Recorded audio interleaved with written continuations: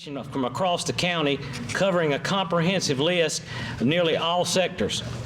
This gathering reflects our shared commitment to connection, collaboration, and shared understanding across Sampson County. Sampson 360 was recently launched to advance one of the major goals outlined in the newly adopted Economic Development Strategic Plan, which is connected to Sampson County, its municipalities, and business community to strengthen community and economic development. I feel that we all can agree and recognize the following: that strong community connections are essential to our county's economic success, that local relationships help foster collaboration, trust, and a shared vision for growth, that engaged leaders and citizens are more likely to support local businesses, participate in initiatives, and contribute to a vibrant and resilient economy. And lastly, Sampson County stands to benefit greatly from stronger collaboration among governmental, civil, nonprofit, and business organizations working toward a common purpose.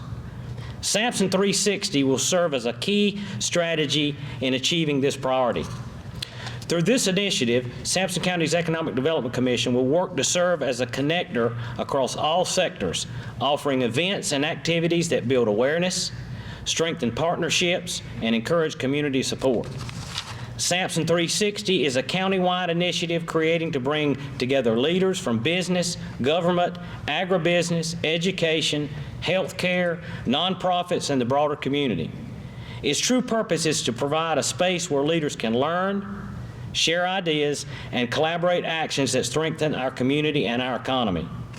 Our tagline, "Driving Growth, Building Opportunity," captures the very purpose of this initiative. We are here to drive growth not only for local businesses, industry, and agribusiness, but in workforce readiness, education, public infrastructure, and overall community growth and vitality. We also are here to build opportunity. Our goal is to create tangible benefits for residents, businesses, and the communities across Sampson County.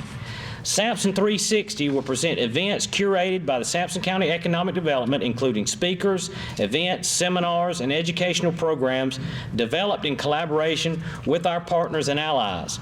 These programs will be centered around the trends and forces shaping Sampson County's economic growth, community vitality, and long-term competitiveness, with an overall goal to foster collaboration, shared understanding, and coordinated action.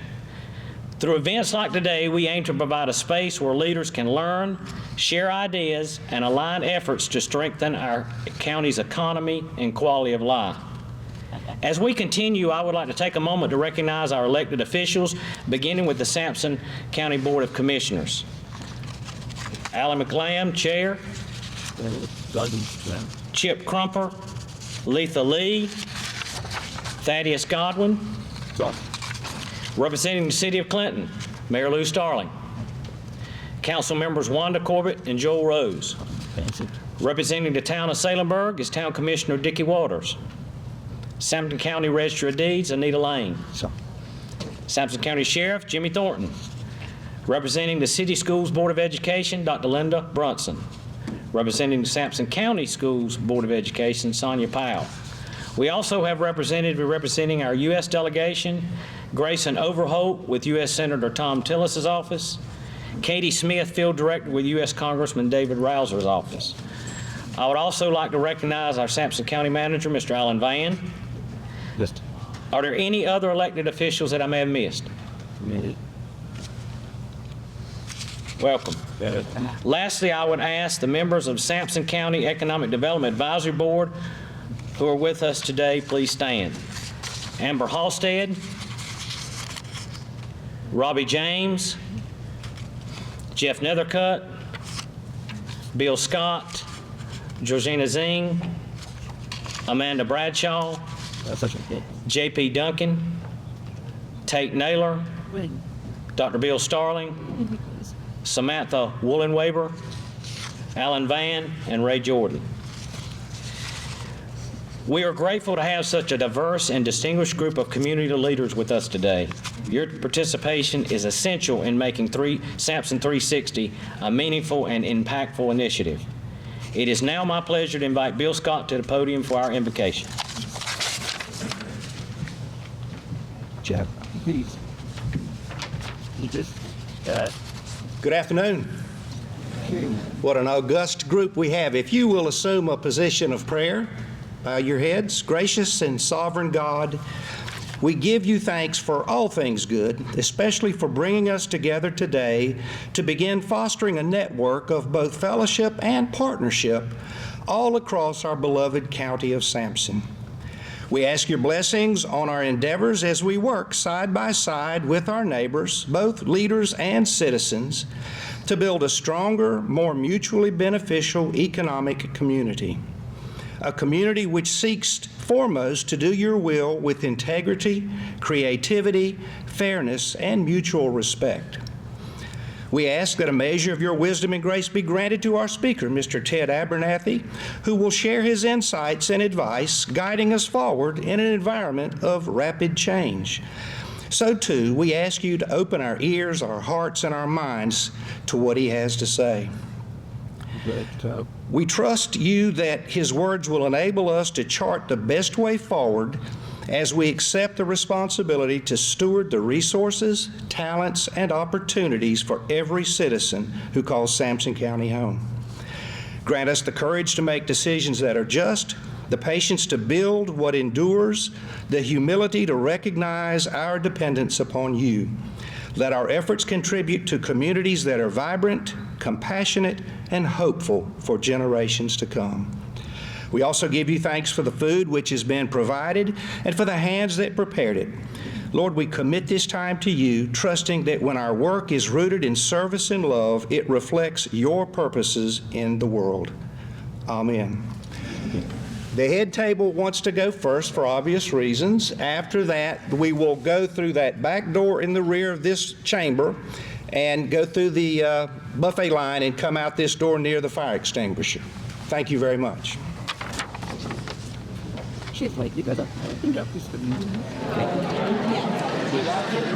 Please continue to enjoy your lunch. Before we get started, one thing I failed to mention at the beginning was on your table, there's some flyers. One is the most recent demographic data from the NC Association of County Commissioners, and there's also an Ag flyer, Ag Day flyer on your desk, on your table as well. Please look at that and take those with you. I would like to now invite Mr. Alan McLam to the podium to make remarks on behalf of Sampson County Board of Commissioners.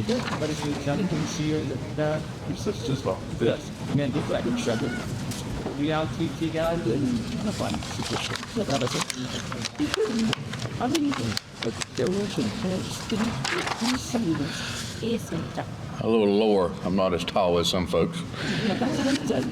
Good afternoon. And I also want to thank y'all for all being here. We have a very energetic, I see happy faces, everybody's full, so I know I stand between the meal and the speaker, so let's get on with it. On behalf of the Sampson County Board of Commissioners, I am pleased to welcome you to the inaugural Sampson 360 event. This gathering reflects something that I and my fellow members of the Sampson County Board of Commissioners believe strongly. That the future of Sampson County will not be shaped by any single organization, industry, or level of government, but by how well we work together. The pace of change impacting businesses and industry, agricultural, workforce, public infrastructure, and communities today is unlike anything we've ever seen.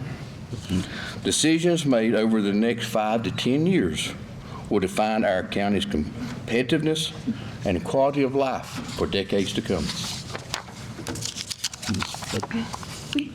That is why conversations like today matters, not as an academic exercise, but as preparation. Sampson County has real strengths. We are strong. We're a very strong agricultural community. We are equally strong and diverse in our industrial base. We have strong private business employers. We have commitment from our local leadership. And we have communities that care deeply about their future. At the same time, we still face challenges. Many of these challenges are remarkably familiar across most of North Carolina's rural communities, as well as the rural communities of America. Workforce availability, your infrastructure demands, which include your water, your sewer, natural gas, roads, and electrical power. Changing skills requirements, the brain drain, how we get our young people to stay within our county, and increased competitiveness of both people and investment. Collectively, we as a board must remain focused on several core priorities that we believe must guide our decisions: stable tax base and physical health. Grow the non-essential tax base while maintaining a stable tax rate and reasonably fiscal management that supports both our schools and the services that the people of Sampson County are accustomed to. Forceful and talent pipeline. Workforce and talent pipeline, Prepare a skilled, adjustable workforce aligned with the needs of both existing and emerging industries. Back at home talent. Work to create opportunities and quality of life that encourages young people to return, stay, and build their futures in Sampson County. Competitive infrastructure. Ensure that we have suitable sites, buildings along with the required public infrastructure, including water, sewer, roads, and help Sampson County be competitive and ready to meet future needs while creating the opportunity for growth. Business retention and expansion. Support the retention and growth of our existing businesses and industries who are the backbone of our job creation, our capital investment, and our economic stability. This being said, we want to make sure that we foster the growth that we have with the ones that are already here. Quality of life. While maintaining our core values, we must invest in our communities and services that Sampson County can become a place that people choose to live, work, and invest. These priorities are deeply intertwined and connected. Progress in one area depends on progress in the others, and none can be addressed by itself or isolated. One of the most important conclusions we have reached in this, the most successful communities are not those with the most resources, but those that are most aligned. Sampson 360 was created to foster this alignment, to bring businesses, industry, ag business, education, healthcare, nonprofits, municipalities, and county leadership together around shared understanding and coordinated actions. Today's event is not about delivering all the answers.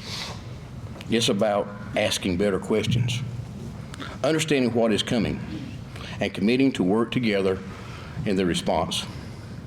To help ground this conversation, we're fortunate to have a keynote speaker who is versed in this area.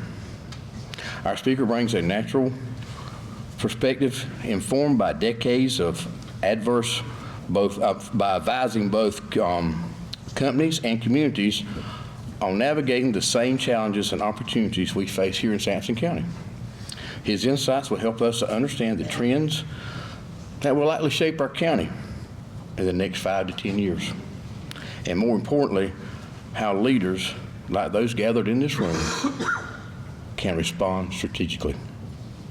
We appreciate your willingness to engage in this conversation and invite you to see Sampson 360 as an ongoing formula of turning insights into action.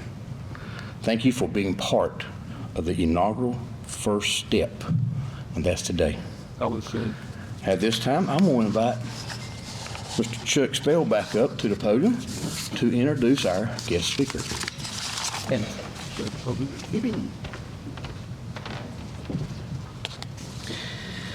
Today's keynote speaker serves as the managing partner of Economic Leadership LLC based in Charlotte, North Carolina. Economic Leadership LLC is a team of strategy experts who work with companies, foundations, and business organizations to analyze competitiveness, support leadership decision-making, tune communication, and reimagine the future. Over the past 12 years, the team at Economic Leadership has worked on and completed over 200 projects across 30 states and internationally. Our speaker is the principal author of over 145 reports focused on future trends, economic and workforce development, technology, and leadership. And he speaks to business groups about the economy nearly every week. He currently serves as an economic advisor to the Council of State Chambers and previously held a similar role with the Southern Governors Association. Over a 45-year career, our speaker has led city, county, and regional economic development organizations, as well as an economy policy think tank. Born in Dallas, North Carolina, our speaker earned his bachelor's degree from the University of North Carolina at Chapel Hill and his master's degree from Johns Hopkins University. He is also a graduate of the Economic Development Institute and an Eisenhower Fellow for Global Economies. He and his wife live in Charlotte, North Carolina, where they share their backyard with hundreds of seabirds and quite a few alligators. Let's welcome Mr. Ted Abernathy.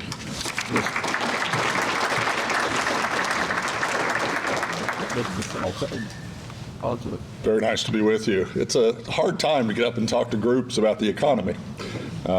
We sort of see it through lots of lenses these days, and we're at a time when things are pretty fluid, would you say? So what I'm going to try to do today is three things. I'm going to tell you a little bit about how we see the economy currently, a little bit about what makes a place more or less competitive, and finish with some trends that are probably going to impact you as we go forward.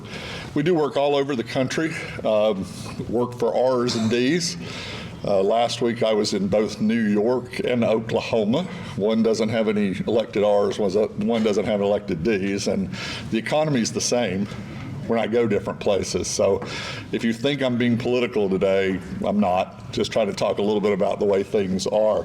We also do work for quite a few, 60% of our work is for companies. So Howard Hughes Realty is the largest community builder in America. Phillips 66. Those companies are looking at how do you look at what the change is today and what that's going to mean for the future.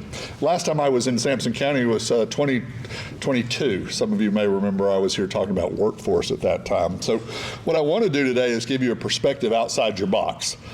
I don't live here. I live in Charlotte, but I grew up in Dallas, North Carolina, so small towns is where I enjoy being most of the time. Get to go to Philadelphia tomorrow, so it's not where I enjoy being, but it's nice to be here today. So take it as just an outsider's perspective on things. Thank you. When we think about the economy, it starts getting complex because everything about the economy ripples. So if you are a company and you lay off employees, your stock price goes up. Depends on what time, where you're looking at it as to whether that's good or bad. Or if you cut interest rates, this happens. Or if you do this. And so there's always a ripple of every decision we make in the economy.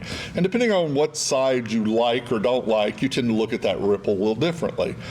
The difference today is it's a shower. We got lots of ripples. And we got ripples, they're all coming from all different directions. The fundamentals of the U.S. economy are still really good. We're one of the strongest economies in the world, if not the strongest. We have all sorts of things that are positive about our economy. But trade policy is changing the rules these days. You can make an argument for or against, but it has an impact. Either way you want to look at it, it's having an impact. The global response from other companies has an impact. Federal spending has a dramatic impact on places like Raleigh, where you have R&D, research and development, as a big part of what they do, or New Mexico, where I'll be in the next couple of weeks, where they have federal labs. Immigration policy impacts a lot of our different industries, and it impacts our mood as a country these days. What you do, based on how you feel about all of that stuff, matters more than anything else. I'll talk about your consumer response today. Businesses, some of them are investing, some of them have their hands in their pockets waiting to see what happens next. They don't know. And then we're turning the page as we go into 2026 with elections, and people are acting differently than they acted in 2025 and differently than they'll act in 2027. And some of the decisions aren't all economic decisions, they're electoral decisions. So when you put all of that, you've got a bunch of ripples that, depending on what you want to see in the economy, you can find something that shows it. And so when we start talking about it, you have to sort of strip all of that stuff down and see what you get. Oh, by the way, then there's all that technology stuff. Whether AI or automation or all that other stuff that's out there changing everybody's business on a daily basis, what is that doing? And that just overlays all of this other stuff and makes this a pretty uncertain time. And there's probably one or two psychology majors in the room that'll tell you that one of the things that scare people the most is fear of the unknown. They'd rather know something was bad than worry about it being bad. And so we're all sort of uneasy, and that impacts our behavior. The economy's always been a puzzle. It's always been a puzzle, though, if you could find the pieces and how they fit together, you knew if you did this, then something else would happen. Well, the economy's gotten more complex. It looks like this today. This doesn't necessarily mean that. It might mean something else, because there might be 4 or 5 different variables going on. And so when people say the economy's complex and it's hard to predict, trust me, it's getting harder and harder. Now, we live in interesting times, and some people say that's a blessing or a curse. But when you think about all the moving parts that we're involved with, I mean, the politics with polarization and populism and superpower stuff, the technology that's out there, I mean, everything from drones to shale to, I mean, I didn't know who Miss Rachel was until 2 years ago when I had my first grandchild. Now, for the guys in the room who don't know what I'm talking about, ask somebody in the room under the age of 40 who has a child. But things just kept changing. And as we think about the future, I mean, we're having a whole economy built around people over 70 now. I mean, there's a lot of us. Climate migrants are moving all over the world. We have so much new coming on that it knocks us off our balance. And it changes our economics. And so predicting you is getting harder and harder. So just going to make sure, is there anybody here who thinks that pace of change is going to slow down? Hey. So I speak to 150 groups a year. Nobody ever raises their hand. Now, we all wish it would slow down so we could just get our feet under us, but it's not going to. It's going to continue to accelerate. So what are the conditions today?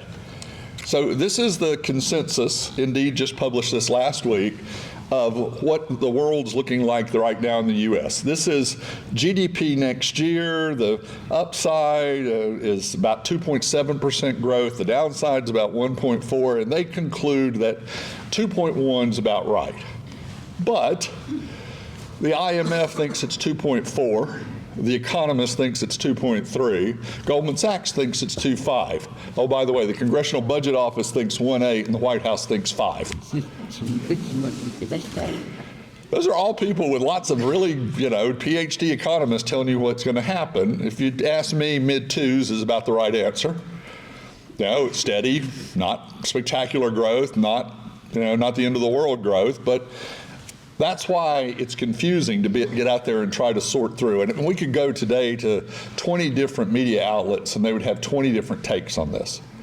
And that's why it's confusing for many of us. This is GDP growth in the third quarter of last year. Here's the good news, and one that I'm sure of. If you're blue on here, you're doing better. North Carolina is doing one of the best states in the country. North Carolina's economy is as strong as about anywhere. Now, Florida's strong. You probably knew that and heard that. South Carolina's doing great. Indiana's doing great. New York's economy is exactly the same as North Carolina's. We do work for New York. Everybody thinks New York's, everything's terrible. Their economy looks about the same.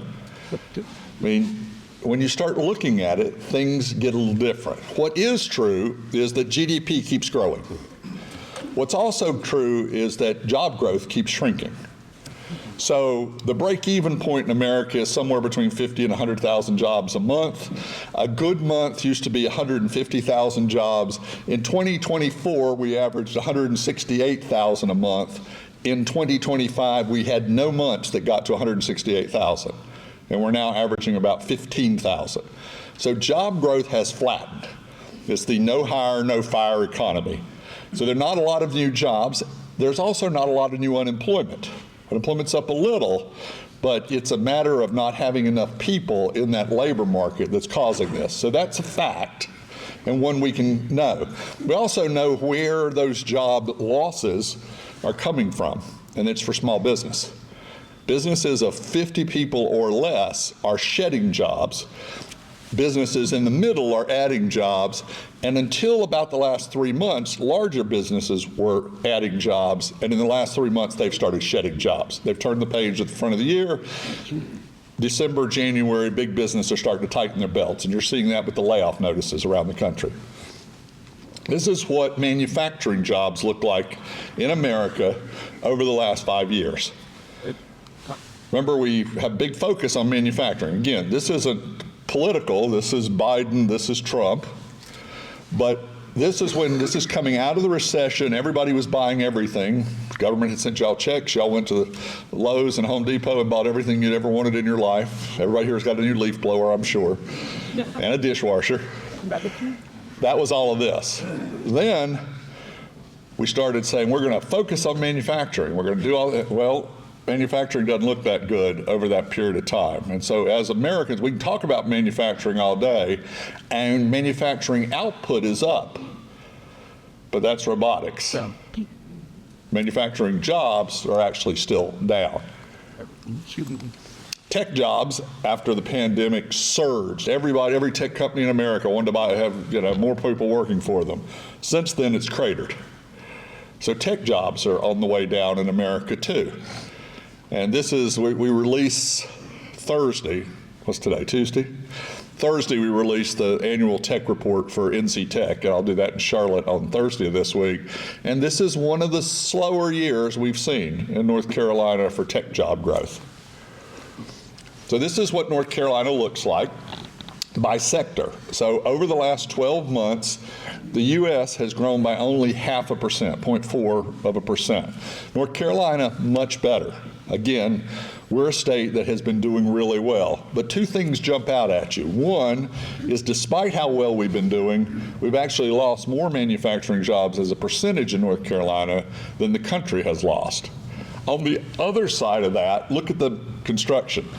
That's why it feels so good. We're building as fast as we can build in North Carolina. Some of that are people, because you've read that we're the second fastest place for people wanting to move to in America. But the other is manufacturing jobs. If you look at some of the announcements around the state, there's a lot under construction now, whether that's in aerospace or pharmaceuticals or semiconductors. So my hope is that this solves that in the next 24 months. Invite me back sometime, I'll tell you if it worked, but I think it will.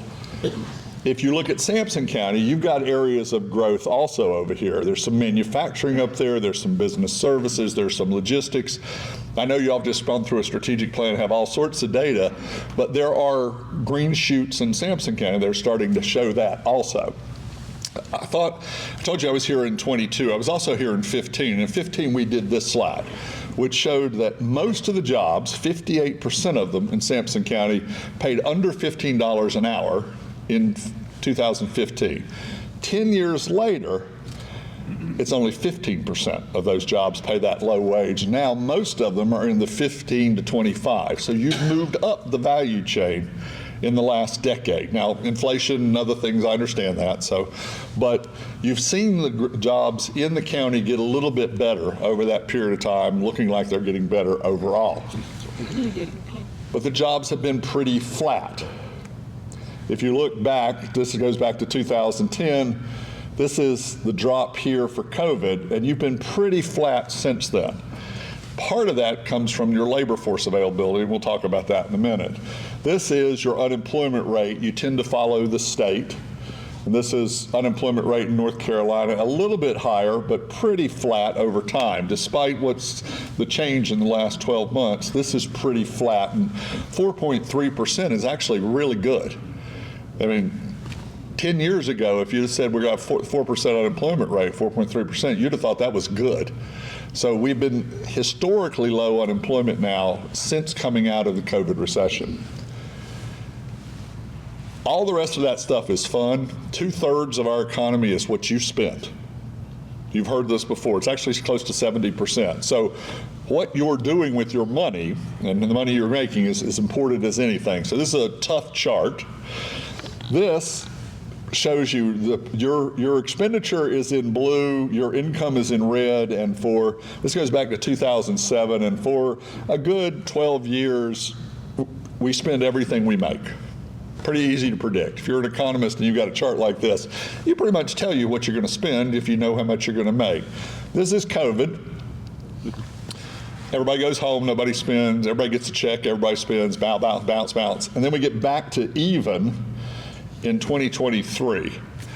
This is the part that is a little worrisome, that we're now into about the second year of spending more than we make. Yep. So that makes two things happen. The first is it reduces your savings rate. So a year ago, the savings rate in America was 4.4. This year, it's 3.5. It also means you're running up your credit cards. And it means that you're defaulting on some things. And so all those numbers have gone up. So money has tightened for most people in America.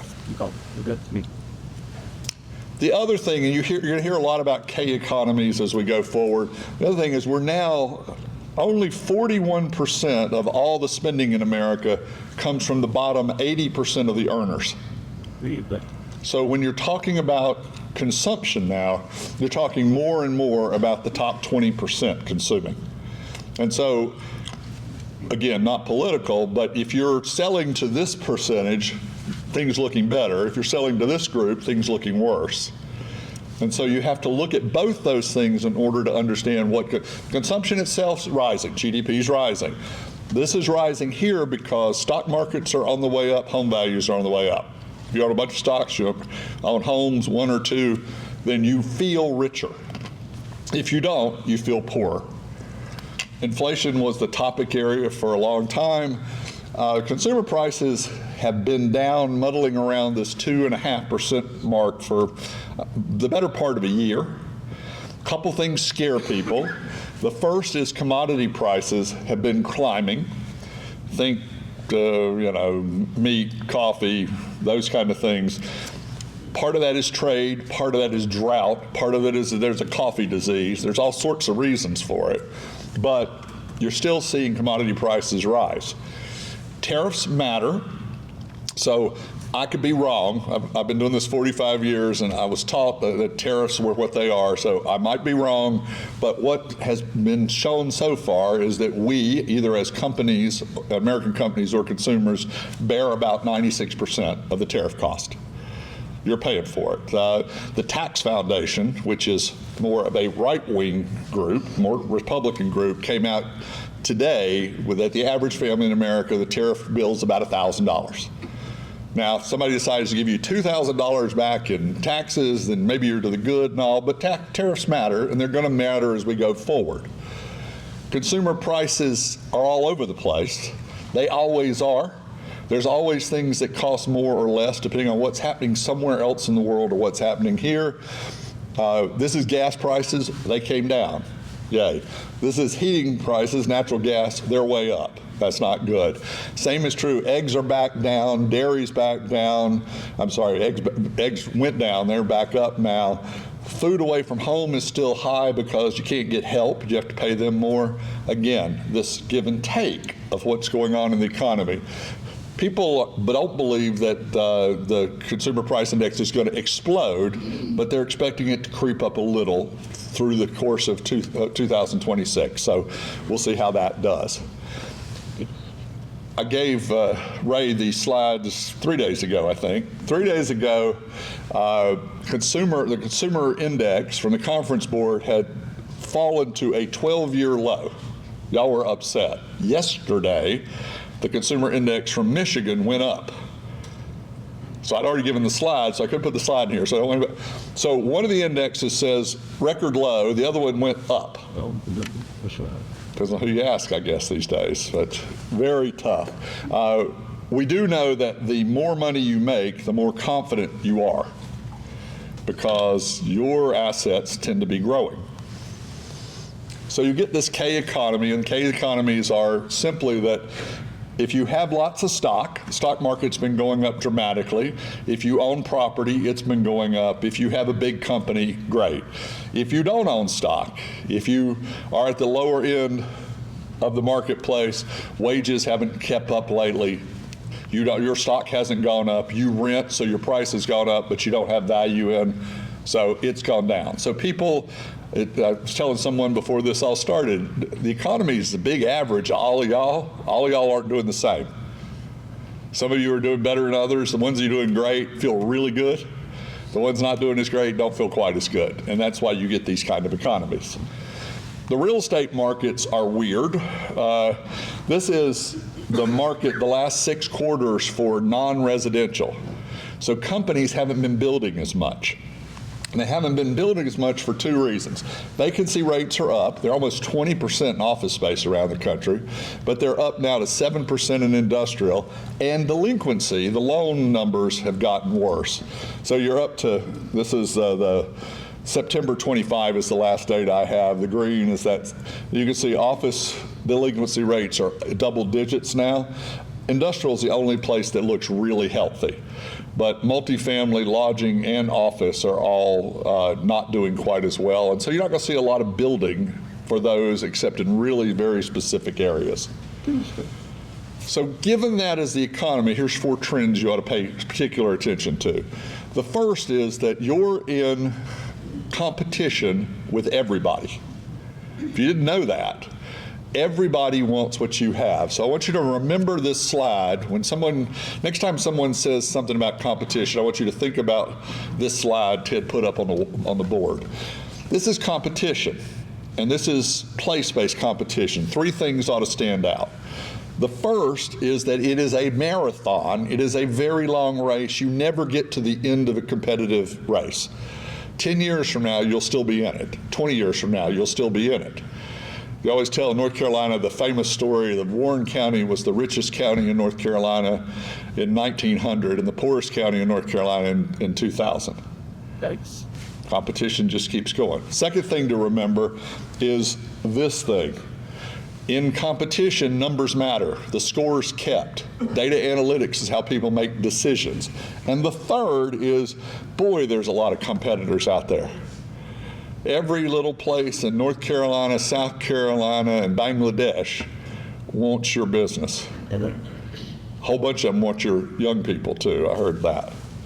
So when you're being competitive, you don't control everything. Some of it is national, what our market size is, what our trade rules are. Some of it are things that our state government does, corporate tax rate, the legal environment, whether you're right to work, whether you have a good reputation. Some of it is regional. It's you and your counties around you. What's your workforce like? What's your housing stock like? What's your quality of life like? And some of it down here is city and county. What kind of buildings and sites do you have? How fast and certain is your permitting? When you look at place-based competitiveness, this is our diamond that we look at because we help companies figure out where they want to go. So we sort of know what they're measuring along the way. So first is business climate. Taxes matter. Then I'll show you a slide later on how I know they matter, but taxes matter, but right now it's regulatory climate. How fast can you get a yes or no? How certain are things? That's the hottest issue right now out there. Insurance is a hotter issue in some places, although I think we're up 98% on our house at the coast where I live.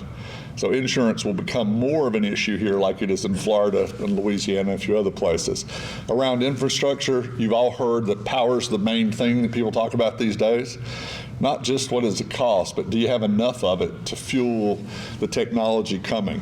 Do you have a building in sight? Because if you don't have a building in sight that matches what company wants, you don't get the company. They don't wait for you to build it or to zone it or to run water and sewer to it. You either have it or you don't, because people don't wait any longer. On workforce, Do you have good training programs, but will people move to your area? Do you have the housing stock that allows them to come? Do they want to live there? What's the quality of life like? And around innovation, it's what type of advanced industries do you have and what kind of startup ecosystem do you have? Since COVID, we've added a fifth thing to our list, and that's the area of risk. So what's the crime rate? How strong is your NIMBYism? We have a whole discussion about that. How unaffordable are you? And are your elected officials making decisions that cut training programs or fire response times or other things that hurt business? This is a junky little chart, but this is the last 6 years of what site selectors have said is the most important thing when they make a decision. In 2025, utilities was 1, but the ease of permitting and regulatory was 2. You want to know what I mean? There you go. That's what you're going to be judged on as you go forward. The site selection book this year starts out with this quote, which is readiness, infrastructure, utilities, and sites is the essential. If you don't have those 3 things, you're not in the game at all. You don't have a chance of winning. So this is very much like if the kids want to go out in the backyard and swing, and you don't have a swing set, they can't. If you don't have the things you need, you can't win. Data analytics and rankings matter because that's how they get sorted. Remember that big funnel? So we might start with 150 locations, and by the time the client actually starts putting a foot on the ground, we're down under 10 every time. So when you think about it, we're pretty good.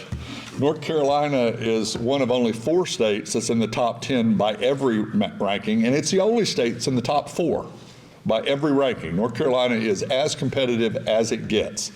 Texas, Georgia, Florida also show up all the time. That's the leading competitors for us right now. When you look at our tax climate, we're ranked 13th currently. I'm not as worried about these guys out here, but Tennessee's ranked 8th, Florida's ranked 5th, Indiana's ranked 10th. Those are good competitors. When you look at our cost of doing business, which is taxes and insurance and buildings and labor, getting a little more expensive here. Now, South Carolina's more expensive than we are. Virginia's a lot more expensive, but we were 17th, we're now 21st, and a lot of that's cost of housing rising in the state. If you want the safest from the standpoint of crime, I told you that it mattered. The South doesn't do real well on crime rankings. We have a lot higher crime rates than the rest of the country. North Carolina does as well or better than everybody else, about the same as Kentucky. Fiscal stability, your legislature here has done a really good job. We're ranked in the top 10 for fiscal stability. Why that matters is the company moves here, they care that 10 years from now, they think they still have the same product. That you're not gonna have to make a bunch of cuts or they're not raise a bunch of taxes. We also do metros, and we do an index every year for the top 150 metros, and it looks at all sorts of things. Looks at talent and place and cost and all of that. This year, Raleigh finished 2nd for us. Austin, Texas was 1, Durham is 4th, and Charlotte is 8th. North Carolina is known for its metro areas, but we still have the same issue we've always had in North Carolina, which is the haves and the have-nots and some of those things. Those metros are sprawling though now, and you can see just to your north and west with Lee and Harnett and Johnston County, the growth has come that direction. It's coming right toward you. Second big trend is that business climate is the topic. So when you start asking site selectors what's important, if your zoning and regulatory process and permitting process isn't as easy and fast as you can make it, doesn't have to be, you don't have to dial it down. Make sure whatever rules you want, but you got to have speed and certainty. And whatever that is, that gives you a big advantage. Labor force has not changed. When I was here in 2022, we talked about labor force. We're still talking about labor force. It will be the issue in America for as long as anybody in this room is doing business. This is a client we did this year. It was a client from the Northeast who wanted to move their manufacturing anywhere in America but not in the Northeast. That was their only rule. We met with their board of directors, all sorts of stuff on the wall. This was the rankings of the things they wanted to measure to get down to 5 places they would look. Training nearby on workforce, skilled labor, cost of labor, housing for labor, quality of life, population growth. It's going to always be about your labor.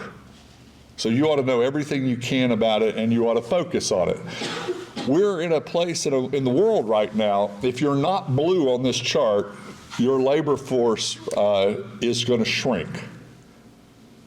You're having fewer children born than you have people dying. And you can see that almost all of North America, all of Europe is in that position. The rate for women having children in 1960 was 3.7 children per woman. It's now 1.6. If you don't get to 2.1, you're actually shrinking your population. So what we know and what we're seeing the front end of is that we're going to see fewer kids in school all over America. This is every state. So this is 4 years ago. A lot of states were growing their kids. Almost nobody growing kids now. So it doesn't mean that every city is going to be less or every district is going to be less, but it means en masse we're going to see a lot fewer kids.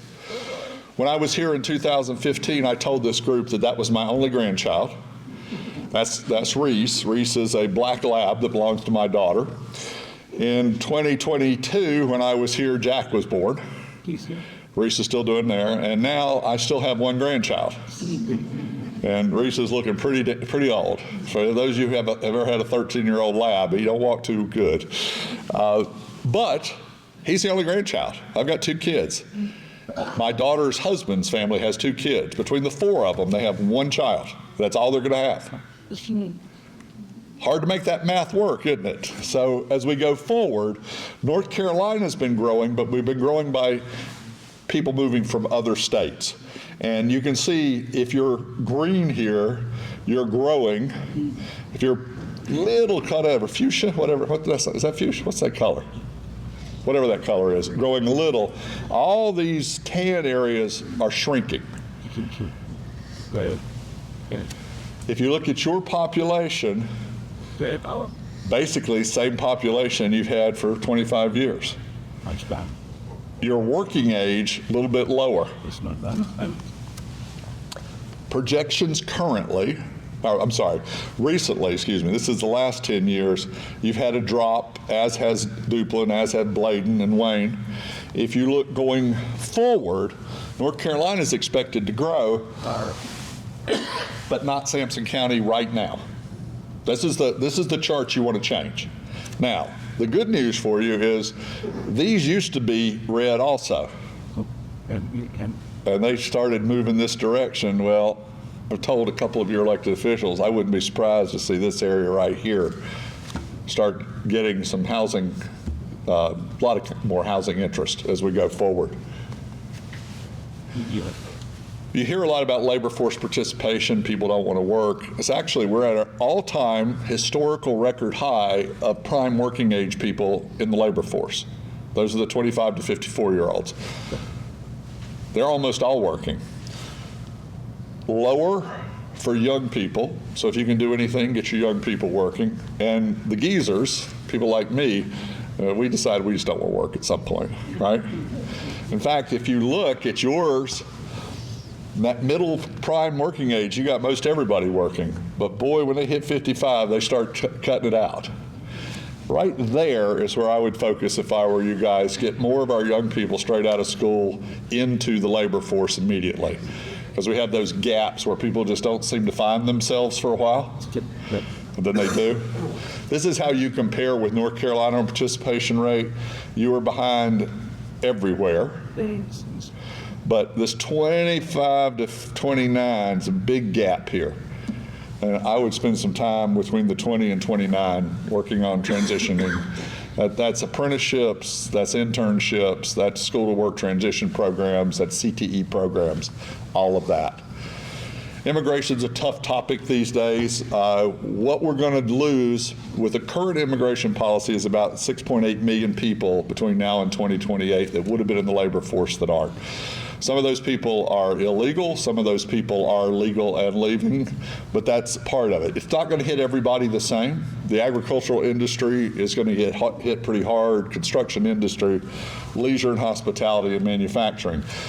Again, I'm not being political with you. This is just counting heads, and those are the areas where the heads are going to be missed the most.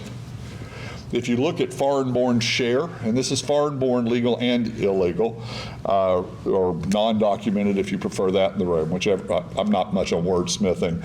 North Carolina has about 11% of its population that were born outside of the country. Some places like New York are 27%.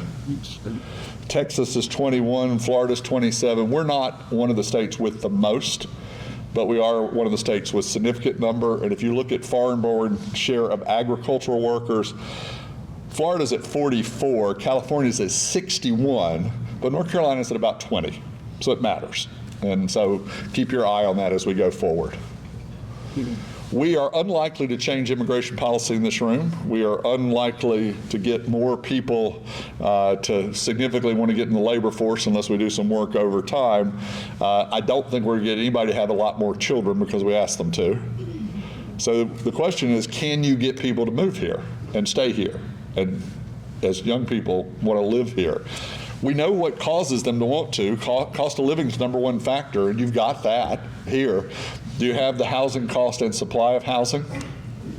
Be thinking about that. How's the crime rate? What's the quality of life like? Those things matter, and people have voted with their feet, and so you know it matters.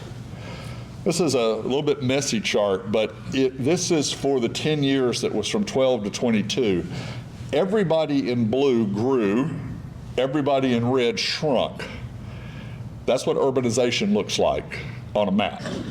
If you're not in a major, this is Raleigh, this is Charlotte, that's north upstate, Atlanta, you see along the coast, that's where I live.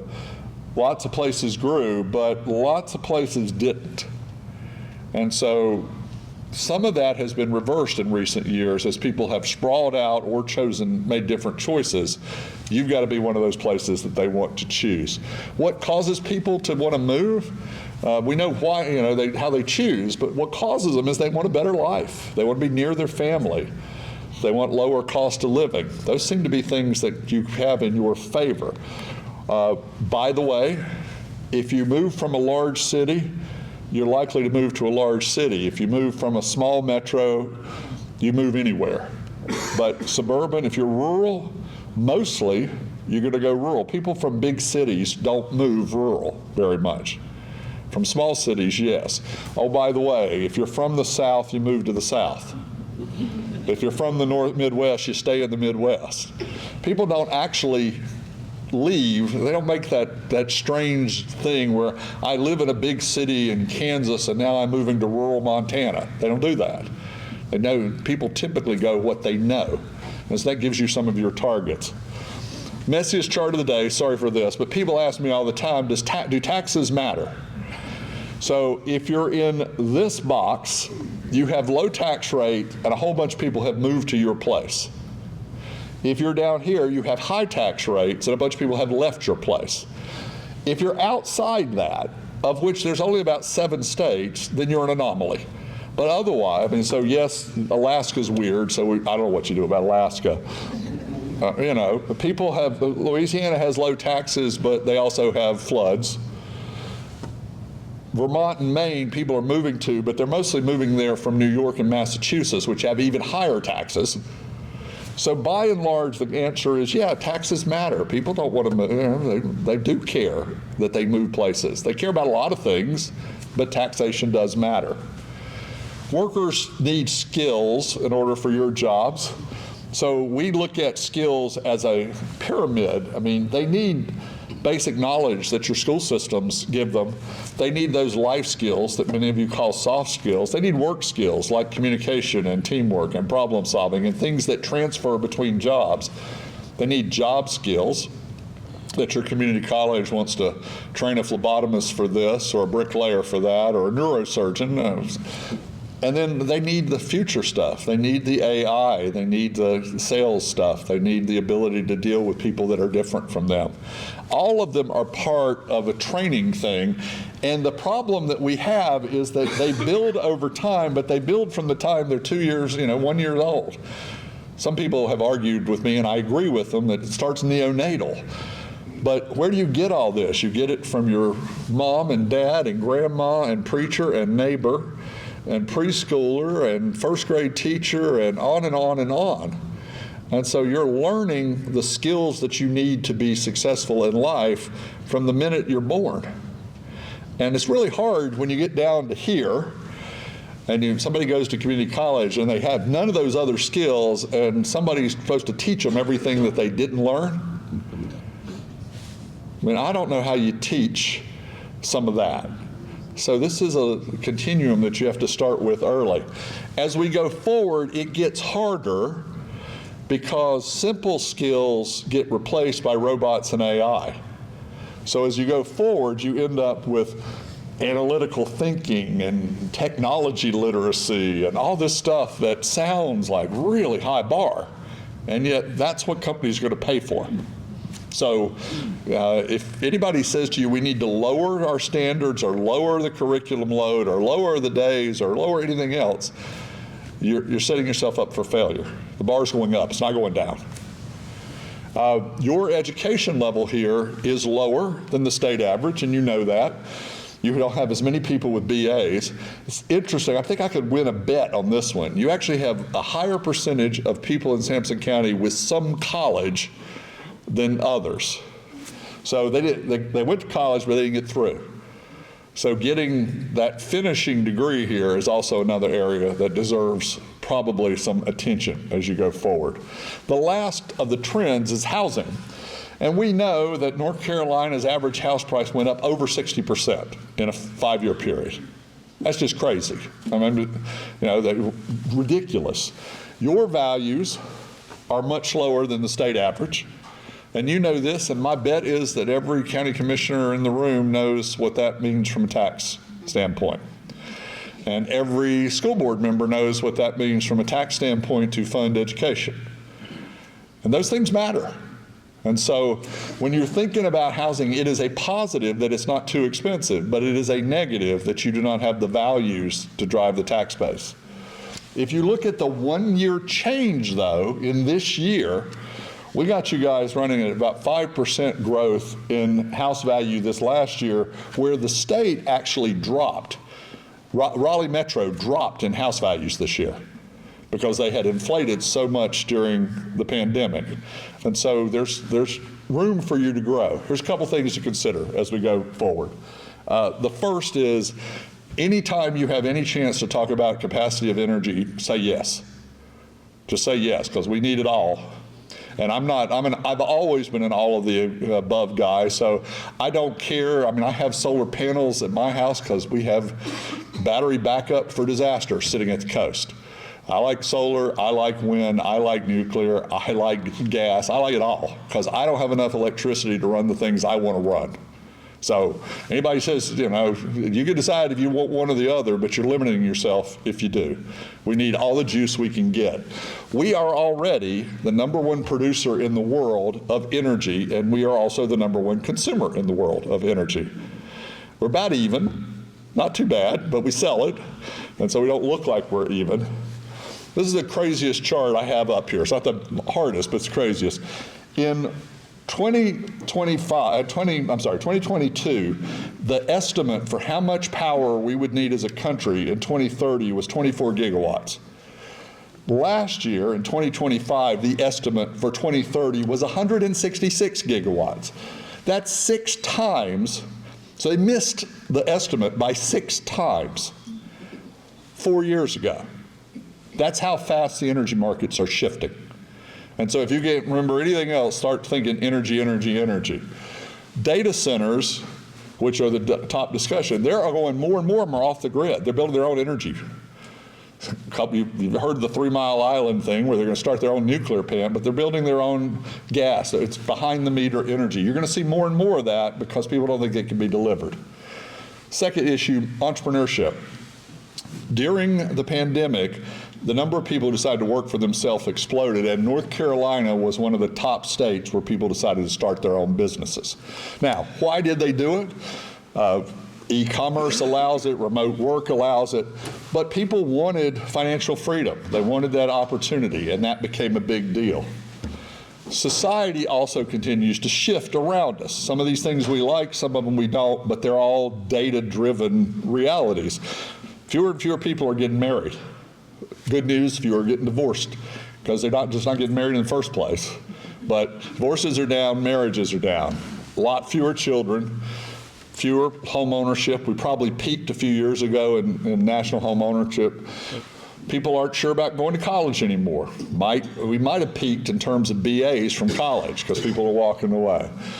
Not as many career ladders. You don't start with a company and work your way up anymore. You bounce around and you go sideways and you just try to make it work. 9 to 5. Anybody here work 9 to 5 and don't take their work home with them? Household roles. More and more men staying home with children. More and more women who have been the leading educated population now for almost 30 years being the major breadwinner in a home. Life cycles are, some of us at this age, we went to school for 8 years, we're going to work for 30 years, and we're going to retire and travel. Well now, I've got people that work for me in their 30s who want a sabbatical year. Yeah, the weird part is I'm going to give it to them because I want them back in a year because they make me money. It's half the people I know who retired at 58 went back to work at 60 because they were bored to death. There's no brand loyalty among Zs and young millennials. We're not having frozen orange juice and they don't like Campbell's soup and, they're not going to Belk's anymore. Sorry, I have a Belk's in Charlotte. I still go. I still have my card, but yeah. We had 3 places we got news. We now have 300 places we get news. We only trust the people we already trust. We only trust our tribe. We don't even want to talk to you if you're not in our tribe. It's hard to have a conversation out in the open world today till you figure out what tribe you're. I think everybody ought to wear a T-shirt so I at least know what the audio, what you believe before we start. K-12. More parochial schools back in, more charter schools, more home schools. In 1950, over 50% of 30-year-olds were married and owned a house. Today, it's less than 15%. We're now up to almost 30% of Americans that live by themselves. In just a few decades, that number's gone up by 50%. My favorite. The amount we spend on our pets has risen 62% in 6 years. We're not having children, we're having pampered dogs and cats. Now, one of our clients is the country's largest pet food manufacturer, and they think this is great because you're buying refrigerated cat food that is, got salmon in it for 3 times what your cat used to get fat eating before. The world's changed on us. And then on top of all of that, we lay artificial intelligence.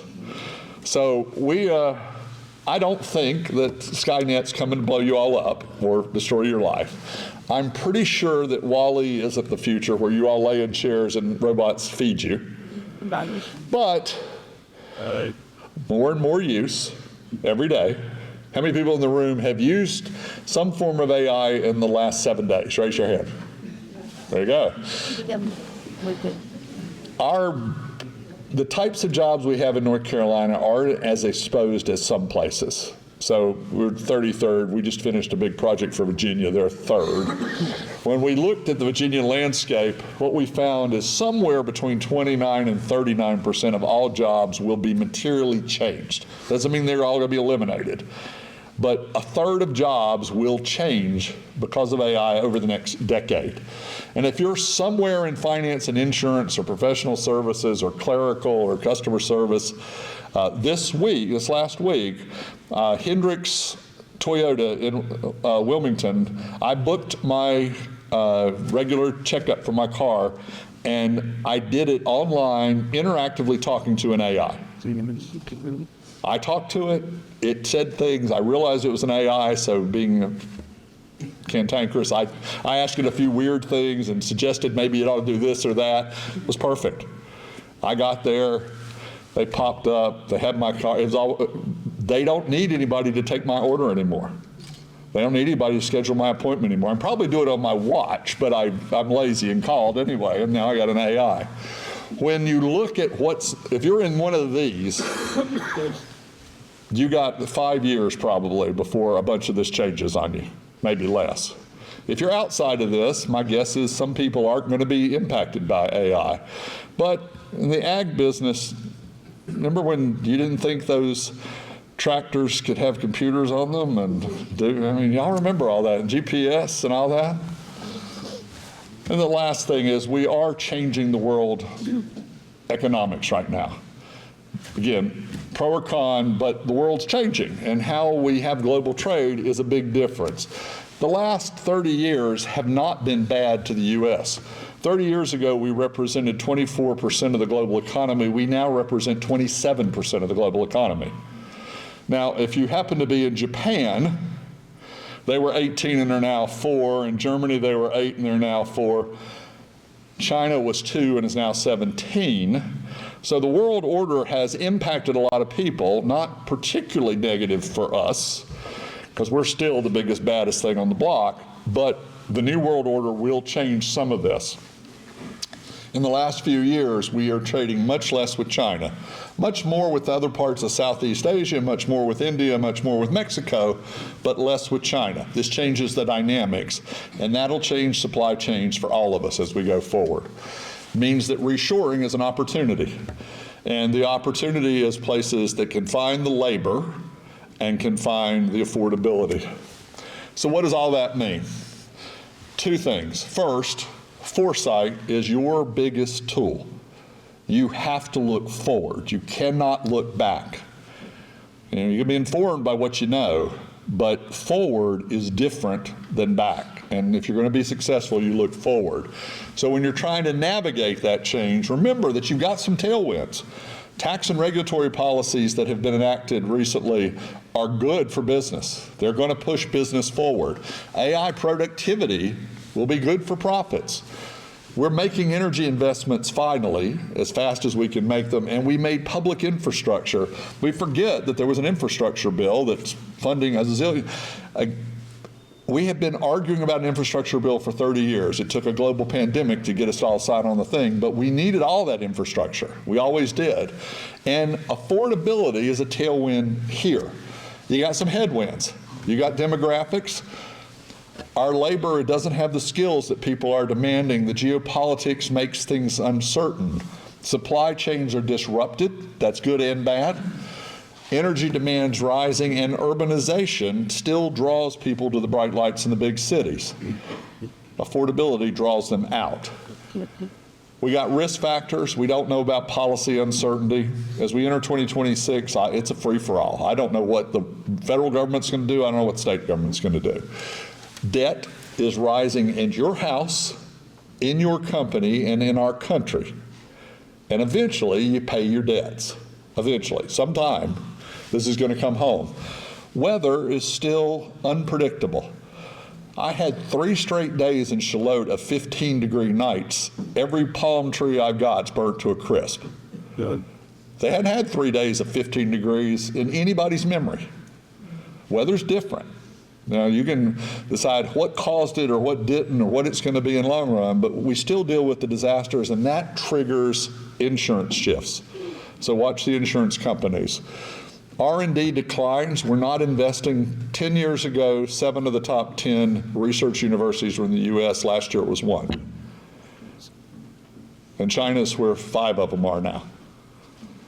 We have to watch that risk. There's discontent in America. We seem to, we're tribal, but we tend to, our first thing is to fight with each other rather than try to just look for a positive way forward. And we're doing America first, but we won't be America alone. We can't be America alone in a world where our companies, all of our top companies are global. So there's all that risk out there. The secret to your success here is pretty simple. You have to align your stakeholders. I know you talked about that in 360. People have to row together or they can't go as fast as they could otherwise. You have to have the capacity to keep that going. There has to be collaborative capacity, whether that's the EDC or whether that's a charismatic mayor or who knows. But there has to be that collaboration that gets people together. By the way, one of our rules is that your expectations has to meet your resources. You can't have $1 million expectations on $1,000 resources. I'm not telling you what your resources ought to be, but whatever they ought to be, that ought to be your expectation going forward. This doesn't happen overnight.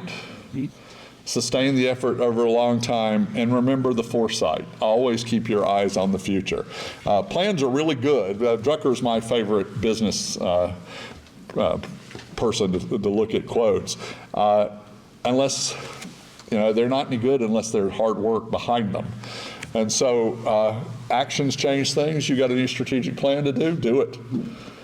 You can get better. There are lots of examples. There are people in this room who have been in counties that weren't doing all that well 10 years ago who seem to be doing pretty good right now.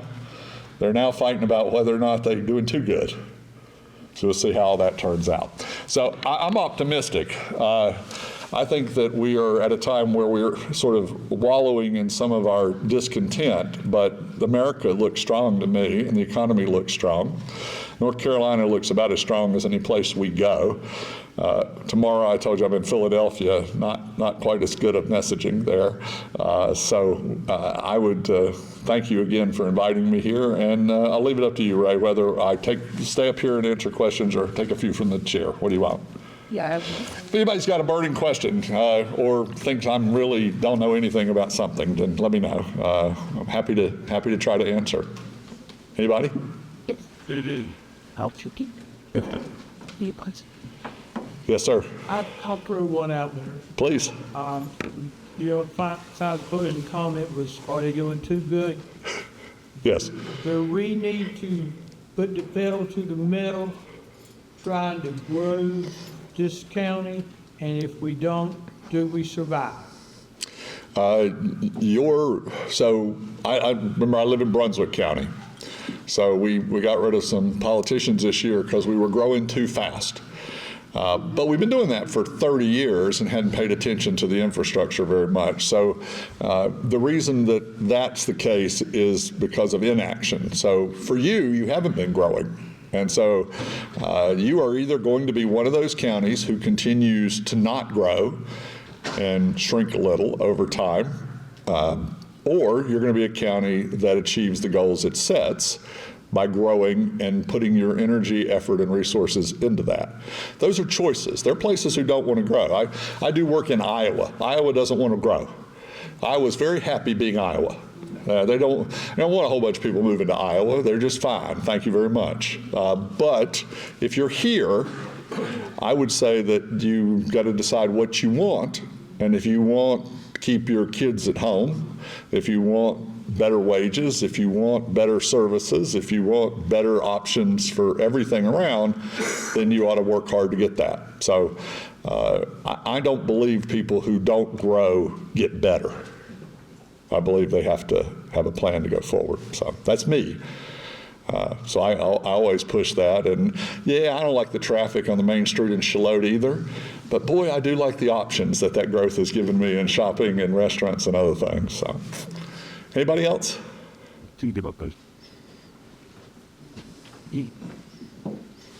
Yes, sir. In your communities that you see are growing, we like to say responsibly. Yep. Whereas rapid growth might deteriorate faster than no growth, obviously, if you not grow up right. In the communities that you've seen grow responsibly, what steps are taken and how early are they taken? How would you prioritize the steps needed to set the ground rules for that responsible? Yeah, so I think that scenario planning around growth matters. So let's, for the sake of argument, if you were Chatham County, North Carolina, and you knew 40 years ago that Chapel Hill was not going to let itself grow very much and it was going to come down your way, then you would have extended water and sewer and 4-lane 15501 and did that. They did parts of those. But they bounced back and forth between elected official types for a while, between anti-growth, pro-growth, and it slowed things down. So I would have a long-range master plan for my communities that had scenarios that said, if you hit this trigger on growth, then we're going to do this. If you don't, then we don't have to do that quite yet. Land use, is planning director, there's a planning director in the room somewhere, right? Okay. I mean, planning directors have to accommodate growth in their land use plans, but the accommodation has to be market-driven. So we did work in Georgetown, Kentucky. Georgetown, Kentucky had all sorts of land zoned for industrial. None of it had water and sewer, and none of it was on a major highway, so it didn't get anything. Where there was constant pressure along the interstate corridor near the major interchanges where there was water and sewer to grow, but they had not zoned it properly.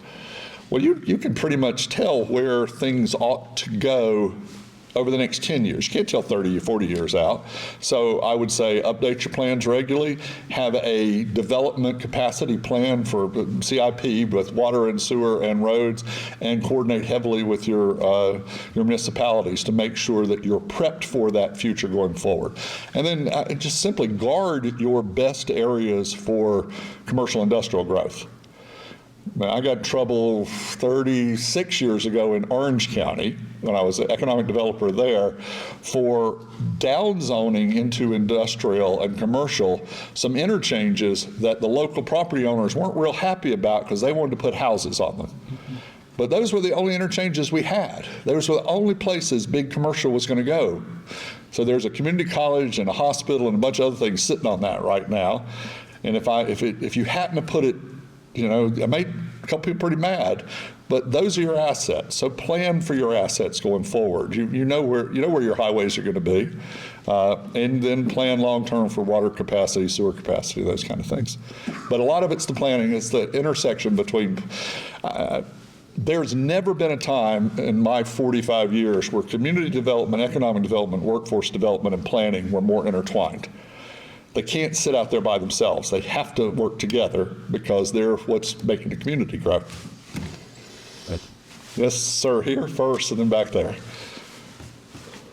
Sir, I really enjoyed your presentation. My name is Bonnie Jackson, and I am the official chief of the dinosaur club in this county. Now, I want to tell you, we're at a crossroads right now, what you're talking about. We're loaded with prime agricultural land in this county. And those of you don't know, it's about 75% the size of the state of Rhode Island, so it's a big county. But we have got to answer the question, do we want to live in something like Chatham County, or we don't live in something like Sampson County? And I got nothing against Chatham County, but I mean, we got a lot of nice places in this county, but on the northern side of our county and the western side of our county, we've already seen things coming into it, and I'm just saying that we've got to be careful. I'm not saying we can't do this, because we've got to do something, I know that, but we've got to be careful. We've got a very vibrant, strong agricultural community, which I will defend till the day I'm no longer here. But we've got to be careful how we go about having all this stuff. All this good nice farmland can become a horrible out if we're not too careful. Thank you. No worries. Chatham County, when they did the new master plan for Chatham County, they designated almost 70% of the county as agricultural land with nothing else on it, either 5 or 10 acre housing. I mean, they downzoned quite a bit of the land, but they upzoned the pieces that they knew had market demand. So it was a choice. Sir. Based off the data there, they put deficit manufacturing jobs, but site selection. And that kind of goes hand in hand with the old school chasing smokestacks, local commerce and whatnot. But then you also denoted an increased entrepreneurs, post-COVID. Is there a way that you define the increased entrepreneurs to steer towards the deficit of a manufacturing job? Would you recommend, county autonomy or county commissioners saying put together some type of incentive package to try to produce more of those entrepreneurs to, meet that deficit? Yeah, so I don't make recommendations to county commissioners because it's a bad way to get invited back to a community. But to your answer is that places need anchor businesses. So not much manufacturing looks like a smokestack anymore. So that's really, it's not normally the way you talk about it. I think you need some of both. And incentives are a philosophical question. I mean, for some projects, you have to have them. For other projects, if you have a good business climate, good regulatory climate, you don't need to pay the company. You can go forward with some other things. The biggest ones, no, but some of the smaller ones, I think you should encourage entrepreneurship. You should make it easy. I'm a big fan of same-day business licensing and permitting. I'm a big fan of places where they have some sort of shared space. Incubator is a little too fancy a term, but something that works that way. I've been a lot of places where you take old mills or do something with it and convert it into very not fancy places to let small people get started, and you underwrite some of that to start with. So I think there's ways to doing it. All right, I appreciate it. I know y'all all had barbecue for lunch, so the nap time is next. So thank you very much for inviting me in today.